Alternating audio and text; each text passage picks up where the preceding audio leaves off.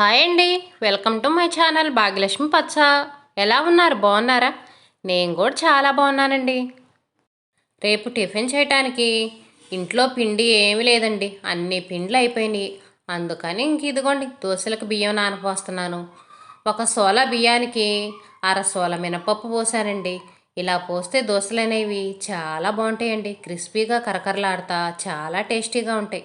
మిక్సీకి వేసినా కూడా చాలా బాగుంటాయండి. ఉదయం పూట టిఫిన్ లేకపోతే మన పిల్ల రాక్షసులు ఊరుకుంటారండి. ప్రతిరోజు టిఫిన్ ఉండాల్సిందే. ఒక్కరోజు టిఫిన్ చేయకపోయినా అడ్జస్ట్ అవ్వరు కదా. బయటికి వెళ్ళి కొనుక్కొనైనా తింటారు కానీ అస్సలు అడ్జస్ట్ అవ్వరండి. అందుకని దోశలకు బియ్యం నానపోసానండి. ఇంకా 2-3 రోజుల దాకా ఎటువంటి ఇబ్బంది ఉండదండి. బాన్లో నీళ్ళన్నీ అయిపోయినాయి. ఇంకా బాన కడిగేసి ఇదిగోండి వాటర్ పోస్తున్నాను. కుండలో వాటర్ తాగితే పొట్టలో చల్లగా ఉంటుందండి. అన్నం తినకుండైనా ఈ వాటర్ తాగి బతికేయచ్చు అన్న ఫీలింగ్ వచ్చేసిద్దండి. బాన్లో నీళ్ళు అంత చల్లగా ఉంటాయి. ఈ క్లాత్ కనుక మనం కొంచెం తడుపుకున్నామంటే ఇంకా చల్లగా ఉంటాయండి. ఫ్రిడ్జ్లో నీళ్లు చాలవండి, అంత చల్లగా ఉంటాయి. ఈ క్లాత్ ఆరిపోయినప్పుడల్లా మళ్ళా తడుపుకుంటా ఉన్నామంటే నీళ్ళు ఎంత చల్లగా ఉంటాయోనండి. మా ఆయన ఒక ఫంక్షన్ ఉంటే వెళ్ళి వస్తా వస్తా ద్రాక్షకాయలు తీసుకొచ్చాడండి. ద్రాక్షకాయలు 1 కేజీ తీసుకొచ్చినట్టున్నాడు. చాలా ద్రాక్షకాయలు ఉన్నాయి. ఇవన్నీ బయట ఇలాగే ఉంచాననుకోండి మొత్తం పాడైపోతాయి కదా. పిల్లలు ఫ్రూట్స్ తినటమే కష్టం. ఇంకా ఇన్ని ఫ్రూట్స్ 1-2 రోజుల్లో తినాలంటే అస్సలు తినరు కదండి. అందుకని కొంచెం తీసి బయట ఉంచి కదమయ్యన్నీ ఫ్రిడ్జ్లో పెట్టేస్తున్నానండి. ఫ్రిడ్జ్లో పెట్టామనుకోండి పాడవకుండా ఉంటాయి కదా. అన్నీ ఫ్రిడ్జ్లో పెట్టుకొని తినాలంటే కూలింగ్ ఎక్కువగా ఉంటాయి. అందుకని ఇదిగోండి కొంచెం తీసి బయట ఉంచి కదమయ్యన్నీ ఇంకా ఫ్రిడ్జ్లో పెట్టేస్తాను. ఈ వీడియో సాయంత్రం పూట నేను చేసుకునే పనులండి. 4 కానించి నేను చేసే పనులు. ఉదయం వంట పని అయిపోయిన తర్వాత గ్యాస్పై మొత్తం క్లీన్ చేశానండి. తర్వాత మా అన్నం వండుతాను కదా. అన్నం వండి మేము అన్నం తినేటప్పుడు అన్నం గిన్నె కూర గిన్నె అన్నీ గ్యాస్ బండ మీదే పెడతానండి. మాకు డైనింగ్ టేబుల్ కానీ ఏమీ లేదు కదా. మేము అన్నం తినేటప్పుడు కావాల్సినవి అన్నీ గ్యాస్ గట్టు మీద పెట్టేస్తాను. ఇంకా అన్నం పెట్టుకొని తినేటప్పుడు మెతుకులు అవన్నీ పడతాయి కదండి. అందుకని సాయంత్రం ఇల్లు ఊడ్చేటప్పుడు అవన్నీ దులిపేసి నీట్గా ఇల్లు ఊడుస్తాను. సాయంత్రం ఇల్లు ఊడ్చుకోవటం కూడా 6 లోపే ఊడవాలంటండి. పొద్దుగూకేటప్పుడు ఇల్లు ఊడవకూడదు అంటారండి. అందుకని 6 లోపే ఊడ్చుకోవాలంట. లైట్ వేయకుండానే ఇల్లు ఊడవాలంటండి. కాకపోతే నేను వీడియో తీయాలంటే మనకి వెలుతురు ఉండాలి కదా. అందుకని లైట్ వేశానండి. లేకపోతే లైట్ వేయకముందే ఇల్లు ఊడ్చుకోవాలి అంటారు.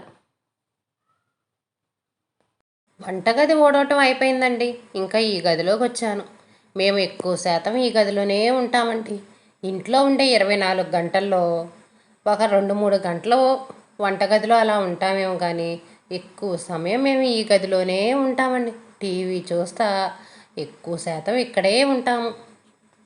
పిల్లలు స్కూల్కి వెళ్తే వాళ్ళు వచ్చేంత వరకు ఇల్లు అనేది చాలా నీట్గా ఉండిద్దండి. ఇంకా పిల్లలు వచ్చిన తర్వాత ఉండిద్దండి ఇల్లు ఇల్లు లాగుండదు. వచ్చి బ్యాగులు ఇసిరేయను, షూస్ ఇసిరేయను, అన్నీ ఇసిరేయటమే కదండి. అవన్నీ మనం సర్దేసుకోవాలి.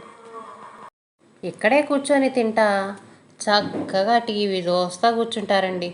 ఆ నూనె మరకలు అవన్నీ ఈ మంచాలకి కుర్చీలకి పోస్తూ ఉంటారు. కాళ్ళు తుడుచుకునే పట్ల కూడా నీటుగా తీసి ఇదిలిచ్చి ఊడుస్తానండి. ఉదయం పూటైతే గోడకేసి 2 బాదులు బాది దుమ్మంతా పోయిన తర్వాతే వేస్తాను. ఇప్పుడు అనుకోండి అంత దుమ్ము ఉండదు కదా. అందుకని లైట్గా ఇదిలిచ్చి వేస్తాను. ఉదయం అయినా సాయంత్రం అయినా మధ్యాహ్నం అయినా ఎప్పుడైనా మనకి ఊడవటాలు కడగటాలు తప్పవు. రోడ్డు పక్కన ఇల్లు కదండి, దుమ్ముకి కొదవే ఉండదులండి. ఎంత కావాలంటే అంత దుమ్ము వచ్చేసిద్ది. సన్నగా చూడండి ఎంత దుమ్ముందో. ఇంకా టీవీ ఉన్న గది ఊడటం కూడా అయిపోయిందండి. ఇప్పుడు బయట వరండాలోకి వచ్చాను. బయట వరండానే కానీ ఇక్కడ మేము అస్సలు ఉండమండి. ఇక్కడ అసలు కూర్చోము. ఏదో వరండా ఉందంటే ఉంది. పంట టైంలో అయితే పత్తి వేసుకోవడానికి వాడుకుంటామండి. మిగతా టైంలో అసలు మేము ఇక్కడ కూర్చోము. ఈ వరండా వాడమండి. ఈ వరండాలో మంచాలు అయితే పెట్టుకుంటాము. ఇంకా దానికి ఒక్కదానికేనండి. కర్టన్స్ వేయకపోతే ఈ వరండాలో కూడా చాలా దుమ్ము వచ్చిద్దండి. అందుకనే కర్టన్స్ వేశాను. కర్టన్స్ వేయటం వల్ల దుమ్ము అనేది అసలు తక్కువగా వస్తుంది. మనం చెయ్యాలే కానండి క్లీనింగ్ పనులు వస్తానే ఉంటాయండి. వీటికి కొదవేముందండి, దుమ్ముకి ధూళికి మనం చేస్తూ ఉంటే ఈ పనులు అనేవి వస్తానే ఉంటాయండి. ఉదయం ఊడ్చినా, సాయంత్రం ఊడ్చినా, మధ్యాహ్నం ఊడ్చినా దుమ్ము అనేది వస్తానే ఉంటుంది. ఇల్లు మొత్తం ఊడవటం అయిపోయిందండి. ఇదిగోండి ఇంటి ముందు ప్లేస్ ఉంది కదండి, ఈ ప్లేస్ ఊడుస్తున్నాను. ఇది ఊడవటానికి మాత్రం ఈతాకు చీపురుతో ఊడుస్తానండి. ఇల్లు మాత్రం కొంచెం చీపురుతో ఊడుస్తాను. ఇది బయట వరండా కదా, అందుకని ఈతాకు చీపురుతో ఊడుస్తాను. ఈ మెట్ల కింద మా పొలం పనికి అవసరమైన సామాన్ అంతా మెట్ల కింద పెట్టుకుంటామండి. బకెట్లు, బిందెలు, గోతాలు అన్నీ మెట్ల కింద పెట్టేస్తాను. ఇంట్లో ఏమీ అడ్డం లేకుండా ఇలా మెట్ల కింద సర్దేస్తాను. పొలం పనులు చేసుకునే వాళ్ళకి ఇలాంటి వస్తువులు చాలా ఉంటాయండి. అందుకని వాటిని కూడా నీట్గా సర్దుకోవాలి. ఎక్కడ వస్తువులు అక్కడ పెట్టుకోవాలండి. ఎక్కడ వస్తువు అక్కడ పెట్టుకుంటే ఇల్లు అనేది చూడటానికి చాలా నీట్గా ఉండిద్ది. సాయంత్రం బయట కూడా కసు ఊడుస్తామండి. ఇప్పుడు టైం 5 అయింది. ఇప్పుడు కసు ఊడ్చినా కూడా మళ్ళీ కసు వస్తానే ఉంటుందండి. అందుకని 6కి బయట ఊడుస్తాను. ఇప్పుడు మెట్లు వడికి ఊడుస్తున్నానండి. అరుగుల మీద ఎవరన్నా కూర్చుంటారు కదా, దుమ్ము ధూళి ఎక్కువగా ఉండిద్దిలే అని మెట్లు, అరుగులు ఈ రెండిటి వరకు ఊడుస్తున్నాను. అరుగులు ఊడ్చిన తర్వాత ఇలా నీళ్లు చల్లుతానండి. ఎండాకాలం కదా, మెట్లు అవన్నీ కాలుతూ ఉంటున్నాయి. అందుకని నీళ్లు చల్లామనుకోండి బాగా చల్లగా ఉంటాయి. ఒక 10 నిమిషాలు ఉన్న తర్వాత మనం చక్కగా ఇలా బయట కూర్చోవచ్చు. బయట కూర్చుంటే బాగా మంచి చల్లటి గాలి వచ్చిద్దండి. ఇంకా ఎండలో ముదిరినాయి అనుకోండి, ఈ అరుగుల మీద 2-3 సార్లు నీళ్లు చల్లాల్సి వచ్చింది. ఇప్పుడు ఎండలు అంతగా లేవు కదా, ఒక్కసారి చల్లితే ఇంకా అరుగులు అనేవి చల్లగా అయిపోతాయి. ఉదయం దోశలకని బియ్యం నానపోసాను కదండి, వీటిని కడుగుతున్నాను. నేను దోశలకి రేషన్ బియ్యం పోస్తానండి. రేషన్ బియ్యంలో సన్న పురుగులాగా, ముక్క పురుగులాగా ఉంటాయండి. వీటిని బాగా కడగాలి. 1కి 4 సార్లు శుభ్రంగా కడగాలండి. ఈ బియ్యం కడిగేటప్పుడు అన్నం మెతుకుల్లాగా బియ్యం పైకి వస్తున్నాయండి. ఆ బియ్యం అంతకుముందు హెల్త్కు మంచిది కాదేమో, ఇవి ప్లాస్టిక్ బియ్యమేమో అనేవాళ్ళండి. ఈ బియ్యం మంచిదేనంటండి. ఈ బియ్యం తినండి, వేస్ట్గా పడేయమాకండి అంటున్నారు. కానీ కడిగేటప్పుడు మాత్రం బియ్యం పైకి వస్తున్నాయి కదండి. మనం ఇలా ఉంచేటప్పుడు ఆ బియ్యం అన్నీ కింద పోతున్నాయి. ఈ బియ్యం ఎందుకని అలా మెత్తగా అన్నంలాగా అయిపోతున్నాయండి. అంతకుముందు నేను దోశల బియ్యంలో అన్నం వేసానేమో అనుకునేదాన్నండి. ఏంటి అన్నం వస్తుంది, మర్చిపోయి అన్నం ఏమన్నా వేసానేమో అనుకున్నాను. తర్వాత తెలిసింది అవి బియ్యం అంట అని. 4 సార్లు బాగా నీట్గా కడగాలండి. ఈ వాటర్ అనేవి నార్మల్ వాటర్ లాగా వచ్చేంత వరకు నీట్గా కడగాలి. అప్పుడే ఈ రేషన్ బియ్యంలో ఉన్న మందు అవన్నీ పోతాయండి. అంతా సన్న పురుగు కూడా ఎక్కువగా వచ్చింది. బయట తీగ మీద బట్టలు నన్ను ఎప్పుడు తీస్తారు, ఎప్పుడు మడతేస్తారు అన్నట్టుగా సాయంత్రం అయ్యేటప్పటికి మన కోసం ఎదురు చూస్తూ ఉంటాయండి. ఇంకా వీటన్నిటిని తీసి మడతలేసి ఎవరి బట్టలు వాళ్ళకి సరిదేసి పెట్టాలి. ఇప్పుడు వేసుకుంటారు కదా అని కొన్ని బట్టలు మనం అలాగే ఉంచామనుకోండి, ఇంటికాడుండి బట్టలు కూడా మడతేసుకోలేకపోతున్నారు అంటారు. అందుకని ఈ తిప్పలన్నీ ఎందుకులని చక్కగా ఎవరి బట్టలు వాళ్ళకి మడతేసి అరమారలో పెట్టేస్తే మన పని అయిపోయిద్ది. మడతేసేటప్పుడే ఎవరి బట్టలు వాళ్ళకి మడతేసి పెట్టేస్తానండి.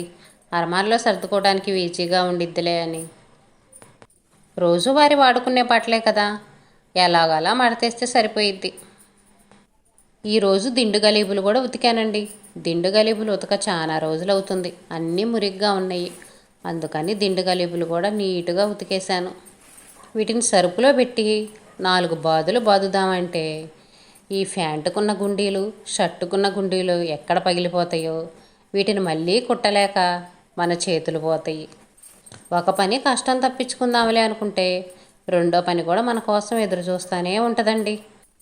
ఈ బట్టలు ఆరేసేటప్పుడు కలర్ పోతాయేమోనని తిరగదిప్పి ఆరేస్తాం కదండి.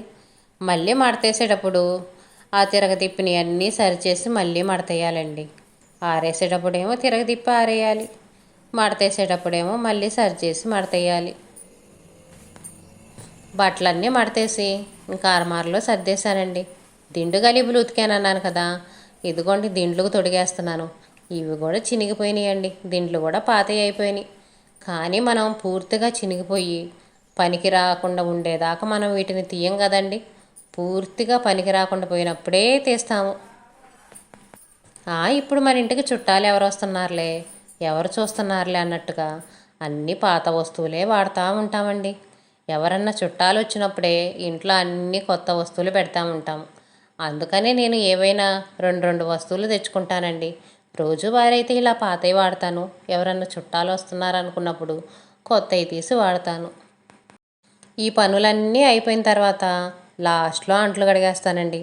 మా అబ్బాయి స్కూల్ నుంచి వస్తా క్యారేజీలు తీసుకొస్తాడు కదా, వాడు వచ్చిన తర్వాత ఏదో ఒక స్నాక్స్ తింటాడు. అందుకని అవన్నీ ఒకేసారి కడిగేయొచ్చులే అని వాడు స్కూల్ నుంచి వచ్చిన తర్వాత అంట్లు కడిగేస్తాను. ఈరోజు స్నాక్స్ కూడా ఏం చేయలేదులండి. ద్రాక్షకాయలు ఉన్నాయి కదా, ఇంకా కాయలు తినేశాడు. ఎలాగలా గొడవ చేసి ఇంకా కాయలతో అడ్జస్ట్ అయ్యాడండి. ఈరోజు ఎక్కువ వంటలు ఏమీ లేవులేండి. మా ఆయన ఫంక్షన్కి వెళ్ళాడని చెప్పాను కదండి, ఇంకా అందుకని ఈరోజు కూర కూడా ఏం చేయలేదండి. నిన్న ఎగ్ చేశాను కదా, ఆ ఎగ్ కర్రీనే ఉంది. ఇంకా అదే మా అబ్బాయికి బాక్స్ కేసి పంపించాను.